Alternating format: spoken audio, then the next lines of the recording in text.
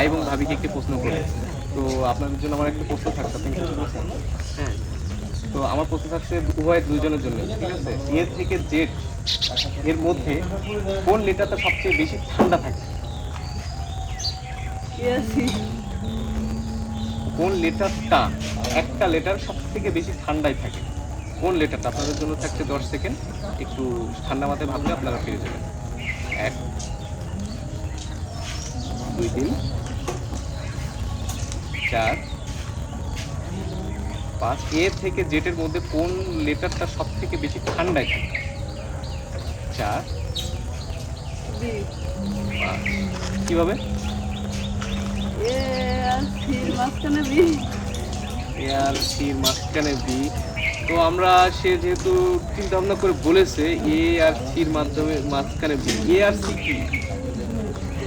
ঠান্ডা। হ্যাঁ, right. A C ঠান্ডা, এ এবং সি এর মাঝখানে বি, সো বি সব থেকে কুল এবং ঠান্ডা থাকে। তো আমরা উত্তরটি সঠিকভাবে নিতে পারছি, তো তাদের জন্য, অন্তত ভাবির জন্য আমাদের পক্ষ থেকে থাকছে একটি আকর্ষণীয় পুরস্কার।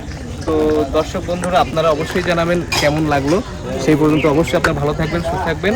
এবং আমার ভাবিকে আমি একটি পুরস্কার তুলে দিলাম, ভাইকে দেবো না, ভাই বলতেই পারলো না। যাক, ব্যাড লাক নাই, আপনার ওই যেহেতু পেরেছে এটাই অনেক কিছু। ঠিক আছে, কেমন লাগছে ভাবি?